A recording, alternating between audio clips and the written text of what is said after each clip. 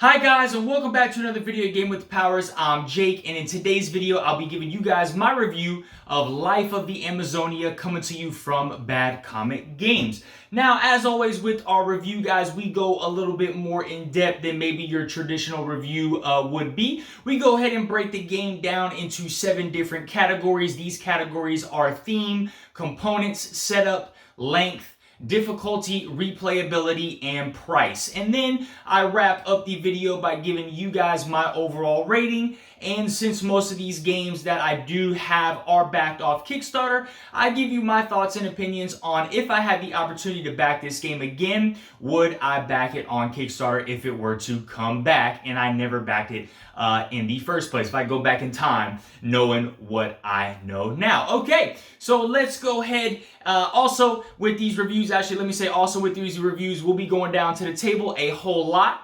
And showing you visually how certain things look. Like for a theme example, we break that down and I'll show you the mechanics of the game briefly of how that ties into the theme. So if there's a certain aspect of the game that you want to see, please go ahead and check the timestamps down below and you can just go ahead and skip to those certain categories. So let's go ahead and dive right in, starting off with the theme here. So I'm going to go ahead and give the theme an 8 out of 10. I think thematically here, it's great. It's a great theme with Life of the Amazonia. Essentially, at its core, the overall premise of the game is that you are trying to build the most ecologically rich jungle. And so you're going to do that by, adding a bunch of terrain, building your own forest out, and bringing animals and things like that. So let's go ahead and jump down to the table where I'm going to show you the mechanics of how the game is played and how that kind of ties into the theme. So down here at the table, guys, like I said earlier, the overall premise of Life of the Amazonia is each player is trying to create their own ecologically rich jungle here, okay? The primary way you're going to do this is through bag building, okay? So everybody's going to have their own bag of chips. On your turn, you'll draw a certain amount of chips from your bag. That is 5. And depending on what you draw is the amount of resources that you're going to have, okay? Now, there are certain values on each of these resources of what you would have. And so the 4 different resources in the game are going to be water, gold, leaf, and then fruit. We got fruit right here. So each of these different resources are going to allow you to do different things. Gold is obviously going to allow you to buy more of the chips in the game here, and so all these chips are stored here in the trays, and they each have their own value of how much they're going to cost on this side, and then this tray is going to have the water and the fruit there. Okay, the leaves are going to be used to add more terrain. So there's a stack of terrain cards here where you'll be able to buy more terrain and add it into your player area. These leaves are also going to be used to add in trees to your area as well. And then some animals here, you need leaves in order to get them into your actual forest. The water tiles here are going to be used to add these aquatic flowers into your forest habitat and then used to gain some animals as well. On top of that, you're going to use water to either buy some insect cards or scenery cards, which is going to be end game scoring. And the final resource is the fruit. Of course, you're going to need to have a way to entice all of these animals into the game, and so you are going to use fruit. So like I said, all this is going to be done through bag building, and I think it's a great mechanic of the game. Also, what I do really enjoy about the theme is that the animals themselves, there's only a set amount. So there's 8 animals in here that you're going to play with every time. And so it's easy to become very familiar with a lot of these animals, and the way the animals score are actually very realistic. And so, for example, like this woodpecker, the only way the woodpecker will score points is if he is adjacent to a tree. Okay, so just somewhere you would typically find a woodpecker in real life, it's got to be by a tree. That's how he's going to score points. And then also there's certain locations where you have to place some of these animals. Like, for example, a macaw will take up 2 spaces, but one of these spaces must at least be a forest type hex, okay? So I think thematically they've done a great job here with the bag building and with all the animals and some of these different scoring conditions. Now, there are more scoring conditions for each of these animals, which I'll talk about later in replayability, so don't want to go too in-depth about that. You also have these tracks up here. You know, you have this water track, this tree track, you have the terrain track, and you have another track here, mother tokens in that bag, that you'll be moving along and gaining points as well. And so obviously the object of the game is to have an assortment of animals in here to be able to score the most points. And then, like, for your ecologicalness, if that's even a word, the more like trees you have, the more terrain you have out, or the more flowers, you'll score points based upon that as well, because that's expanding to the richness of your jungle. Okay, my only issue with the theme and the mechanics of the game is they really do make every single resource very, very valuable. And so you're going to have to pick and choose what you want to do. And sometimes you can kind of finesse the mechanics in the theme. For example, like the premise, like I've always been saying, is to make the most ecologically rich jungle. I have won a few times of Life of the Amazonia by just prioritizing leaves, okay, and leaf animals like a macaw or a otter, and just focusing on building forests, forest hexes, and then going up on these two tracks. I ignored all water animals, I ignored these endgame scoring cards, and the only animals in my forest were macaws and otters and trees, and I've been able to win the game multiple times. So is my jungle really that ecologically rich? Not per se, and so the theme of the game can kind of get lost. Sometimes if you are actually just trying to win the game, you can kind of finesse it. So that's the theme of the game, that's how the mechanics tie into the game. So let's go ahead and jump back top and continue the rest of the review. Alright guys, well let's go ahead and move on to the components here. So as always, I'm going to drop right back down to the table. I'm going to show you the components, I'm going to show you the storage solutions, talk about the rule book, and really give you guys a good visual at everything that is coming into this game. Before we do all that, I'm going to go ahead and give you my rating for components. That's going to be an 8.5 out of 10. So down here at the table, guys, you kind of see everything that is laid out. There's some stuff off camera that I will bring into camera and show you. But before I continue any further, I just want to let you guys know that there are some components and pieces of the game you're looking at that is the upgraded resources. So for example, all these chips here that you are seeing, this is the upgraded chips version, and the trees and the aquatic flowers here are the upgraded version. There's one other thing that you might be off camera are the seeds as well. Let me see if I can find a seed for you really quickly.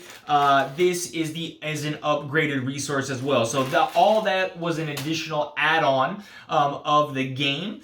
So in the base version of the game, you'll just have small little cardboard printouts of everything. I'm going to go ahead and bring these closer to the camera so you can kind of examine them a little bit. We'll start with just a generic player chip here.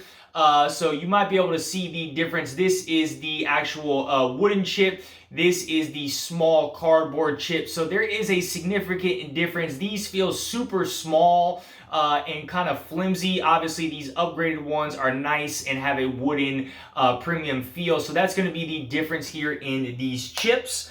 The trees themselves are going to be cardboard. So this would be the original tree in the base game. And so it's going to actually come apart just like this. And so you'll have to put it together by sliding it in, and the trees will stand up, okay? This is kind of an issue when trying to store back in the game. And so the actual upgraded version, you can just see it's nice and flat and wooden. So I am glad that I bought the upgraded resources here, because it's easy to store these in a bag in the box than these with the way they stand. And I don't want to go through the hassle of having to do that for every tree and then put them back together every time you play the game. Other than that, like I said, all the other aquatic flowers and seeds in the game are just going to be these small little flat cardboard pieces. So I'm going to zoom in here, and as I begin to talk about some of these meeples. So the meeples here, you can see, guys, are all come in the base game screen printed. They've done a phenomenal job. All the cards, the artwork on the cards, I do even love that there's multiple, like I said, scoring conditions here. So there's a front and back side. And so each side is going to have a different artwork of that animal. I do love that. And there's two cards of each animal, A side, B side, and then the other card is going to have a C side and a D side. So for example, this would be the Jaguar. So Jaguar C side, Jaguar D side. Okay, so each one is going to be different and have its own scoring conditions. I do think that's really, really cool. The terrain tiles here, not super thick, but they do feel nice and sturdy, even though they are thin. I love the print on them, very crisp, very clean.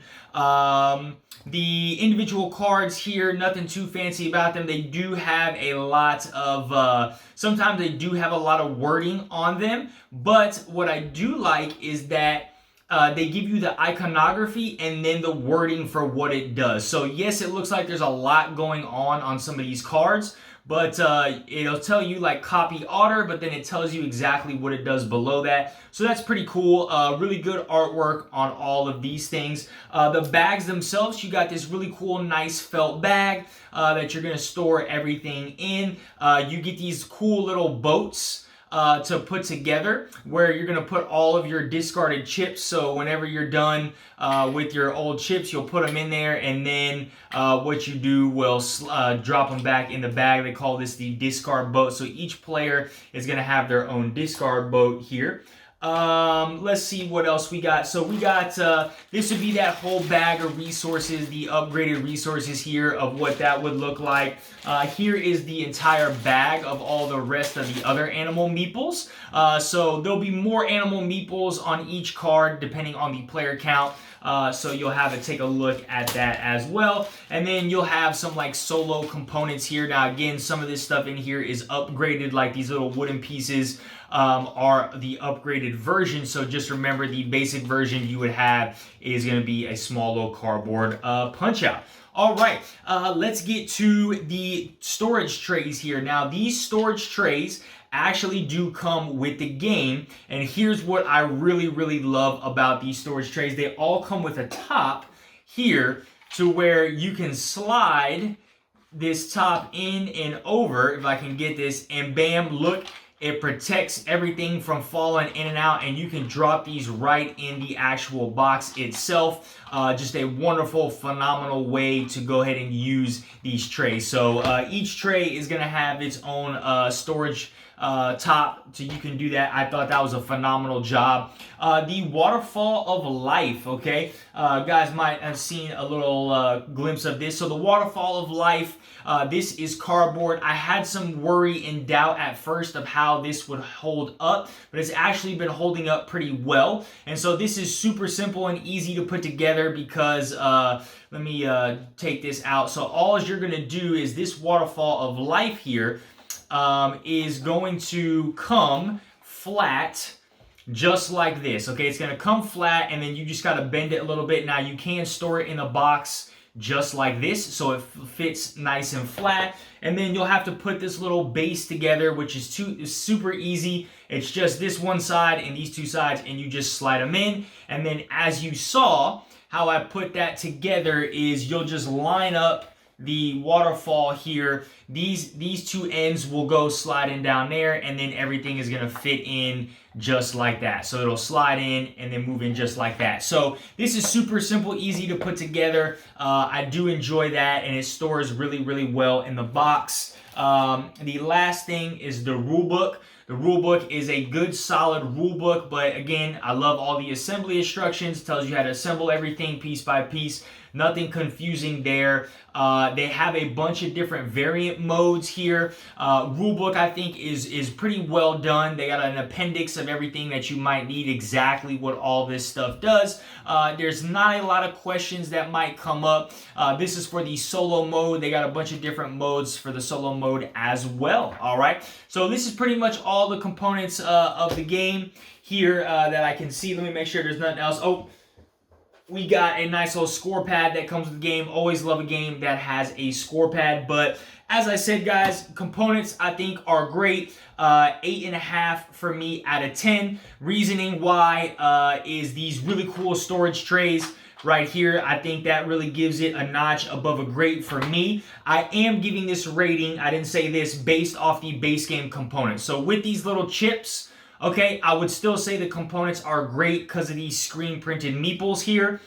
With the deluxe version, or the upgraded resources, I would definitely give that like a 9 out of 10. But 8.5 out of 10. The last thing, actually, last thing, sorry guys, is I did unfortunately have to throw away the insert of the box for everything to fit. That is probably my biggest issue with the game, is that with the insert in here, none of this stuff was able to fit. So I did have to take the insert out, and even with the insert removed, it still all barely fits. Okay, so that's kind of my only issue in return in terms of the components.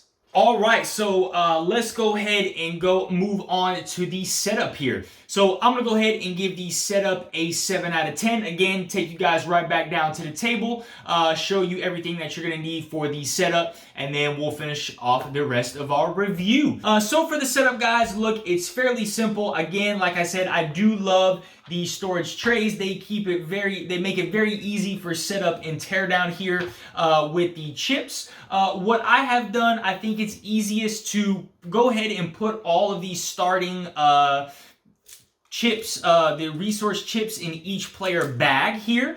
And then all of their track markers in the bag here. So it's super easy when you get the game out to just hand the player the bag. It's like, hey, go in there, get your markers out. You already have your chips, draw 5, and you're essentially ready to go. Each player is gonna need the boat. Each player will need, we call these like spirit animal cards, like starting special animal cards that somebody's gonna start with. There are starting tiles. So each player will get a starting tile to go ahead and do all that stuff. And then you're just going to get the cards out. Now, the longest part of the setup here, and mainly why I give it a 7 out of 10, is the first thing is you'll need to decide what level of difficulty, and I really don't want to say difficulty, what mode of scoring do you want to play with all these animals? Like I said, each animal is going to have an A, B, C, and D side to go ahead and score. So the challenge level of these animals, the group is going to have to go through and pick. Most of the time, I just do A because it's very simple, but if you play the game for a while, you might want to try different ones. That's going to add on to the length and complexity of the game. And then getting out all of the actual animals. So like I said, there is going to be added more of these meeples onto these cards than what is on here. So for example, a woodpecker, a leaf frog, and a tamarin, 3 of those are going to be on this card for each player, okay? So in a 3-player game, you'd have 9 woodpeckers, 9 leaf frogs, and 9 tamarins on this card.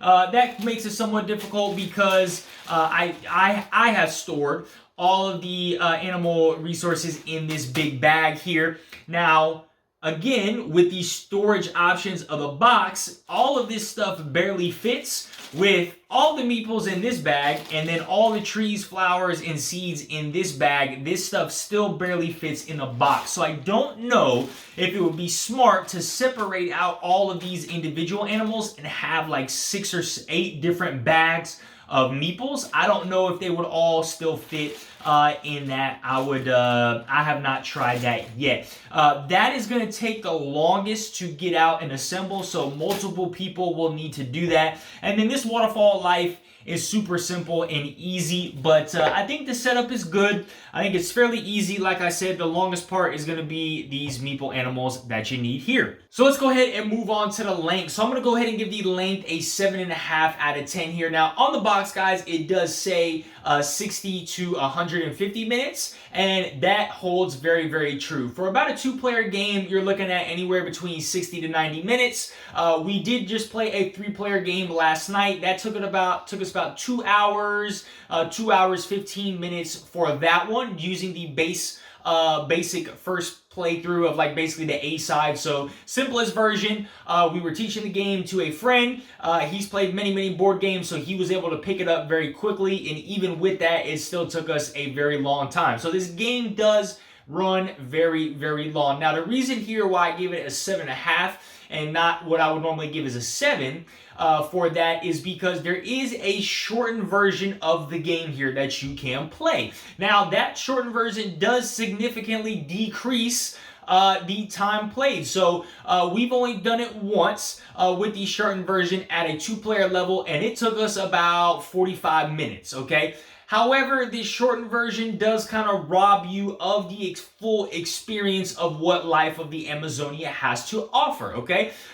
Something I didn't talk about was the end game. So the way the game is over is when 5 different animal cards all of the meeples are gone into people's forest tiles.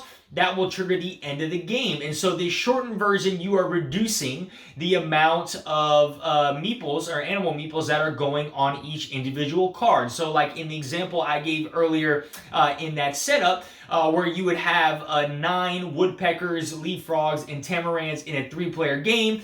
If you were doing the shortened version, I believe it would be 4 or 5 of each in a 3-player game, so that significantly reduces the amount of animals that are on there and will speed the game up. So that is always a cool thing that they did that, so that's why I'm giving this length a 7.5 out of 10.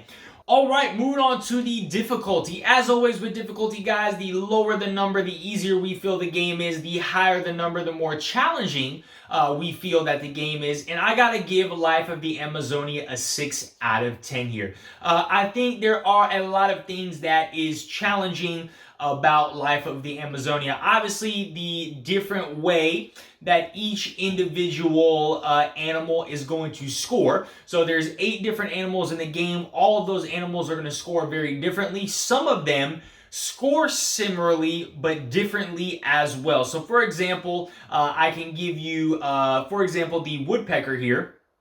As I said, he will score 4 points if he's next to a tree, okay? The leaf frog, and it's for every 1. So at 1 tree, 1 woodpecker, boom, that's 4 points. You cannot use that same tree to score another woodpecker, okay? It's got to be a grouping of 1 to 1. Then there's some that are like, it doesn't matter how many trees are in there, you can score points based off that. You can have multiple animals in a habitat, so they have contiguous habitat rules. So if you have an entire chain of like forest or entire chain of water, that's a contiguous habitat. So there's certain animals that score off that. So it's just getting accustomed to the way all of the things score, right? There are some cards that specify lives, okay? Different lives, different animals, adjacent animals, and so that's going to be very challenging to pick up.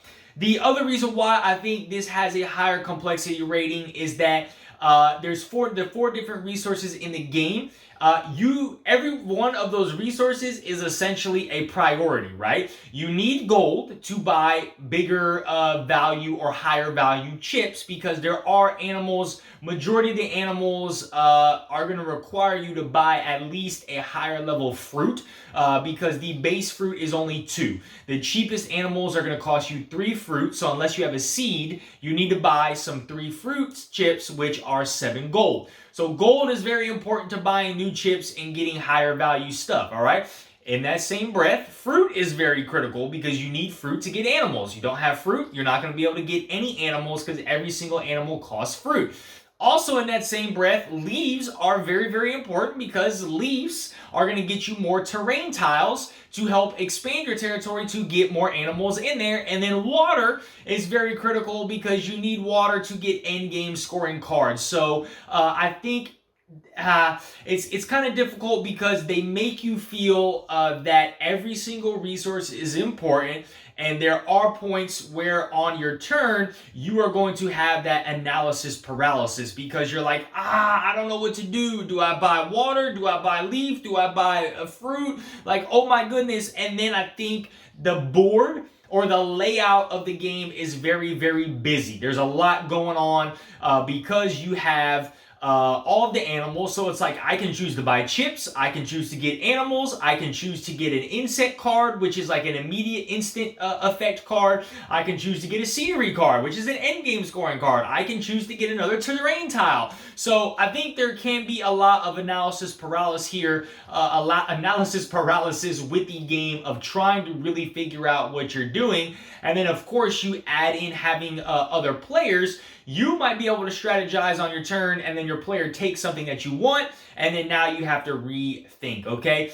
Also, in that same breath, because of that, there's going to be a lot of downtime with this game, okay? There's going to be a couple people that are going to be taking a lot of time trying to figure things out, and so you're just going to be sitting there. You might have your turn planned out, and just a lot of downtime here. So 6 out of 10 for me with the difficulty. All right, moving on to replayability. I'm giving the replayability here an 8.5 out of 10. I think the replayability here is great. Of course, having the 4 different scoring options with each individual animal adds a layer of depth to what's going on. All of your starting animal cards, like the spirit animals is what we call them, there's going to be different animals that are going to be able to do different things. And of course, these strategies that you can take with each game is going to be really good as well. But I think for me, the real big component in this replayability is those 4 different scoring conditions of every single animal. Now, you can mix and match these if you want to. It does recommend you play through at least every single one of them once before you start mix and matching, or like you play as both sides, so like that A and B side, because they're on the same card. You play a game through every A, you play a game through every B, and then you can mix and match if you want. I think that's the biggest thing with the replayability here for me, adding all these layers of depth. They also have a bunch of different variant modes to play. Like I said, that shortened version mode, they have the solo mode, they have some other variant modes that you can play as well that continue to add different ways to play this and enjoy Life of the Amazonia. So 8.5 out of 10 for replayability. All right, moving on to the price here. So I've been able to look online. There's a couple places that had this. The cheapest I found this was Game Nerds for $50 US. That's currently out of stock. I don't blame them because that price is phenomenal, but it seems like the average here is $65 US. I saw like Night and Day Games had it, Boardlandia had it for $65, a couple other places online around that $65 range. That's the exact price you could back it on Kickstarter, and I would say at that price, this is going to be an 8 out of 10. I think that is great value here with everything that you're getting in this game. Of course, I think the big hit is going to be those meeples, those screen printed meeples coming in that base game, those storage trays, the waterfall of life. There's a lot of value in the production itself of the game that I think, it might drop. I don't think it's going to hold that $65 value. Of course, Game Nerds has it for $50. I think that's what it might eventually come down to, is that $50 price range. But even still at $65, I think this game is great value for you because of everything that you're getting. The nice resources, those chip storage trays really make the game very, very easy. Okay. All right, guys, so go ahead and move on to my overall rating here. I'm going to go ahead and give Life of the Amazonia an 8 out of 10. I think Life of the Amazonia is a great game overall. I do enjoy the bag building mechanic.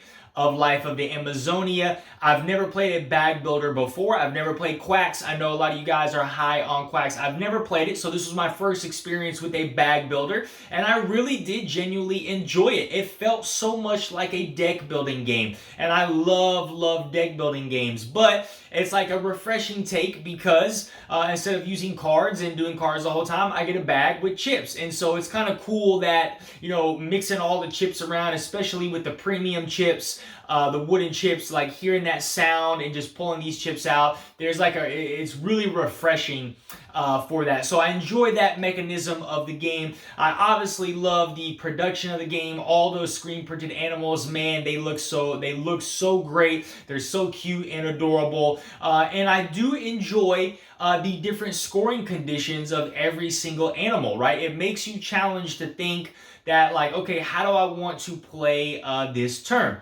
A couple hesitations that I do have with Life of Amazonia is obviously, number one, the length of the game. The game is very, very long, so it's very hard to justify getting this to the table a lot. And yes, even though I did talk about a shortened version mode, you really don't get that full experience of like building your bag up and feeling super powerful, which is, you know, what I like to do with deck builders and things like that. So you just feel rushed trying to get everything in that shortened version mode.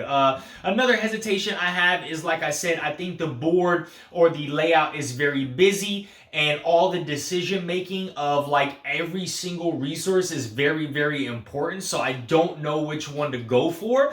And it seems like they're like leaves and fruit are obviously the go-to. I wish water kind of had a little bit more importance in the game, and some of you might have a different opinion than me, but I've been able to win games without having to buy any scenery cards or those insect cards. What I do wish they did is maybe with those scenery cards, those endgame scoring cards, instead of having those out on the table, I wish like they would pass out like 2 of them and you choose one, something that you always have to go for, rather than having that out on the table for you to buy and kind of like locking you up a little bit of like, man, like, should I buy these in-game scoring cards? Should I not? Are they worth it? And so it makes it very hard to grasp and prioritize what you want to do. But all right, guys, the last thing we got here is, if I had the opportunity to back this game again, would I? Yes, I very much enjoyed Life of the Amazonia. I would back it again. I would get the upgraded resources again. I think for me, the upgraded resources really helped me give it that 8 out of 10 rating. I feel like if I didn't have those upgraded resources, I probably would not be returning to this game as much as I am. So if you are looking at getting Life of the Amazonia, I would definitely recommend and encourage you to look at getting those upgraded resources as well. But all right, guys, well, look, those are my thoughts and opinions on Life of the Amazonia. If you agree or disagree with me, please go ahead and drop that down in the comments below. Smash that like button, smash that notification bell, and as always, guys, if you are not subscribed to our channel, please go ahead and subscribe so we can keep bringing you more awesome content. All right, guys, you have a great one. Bye.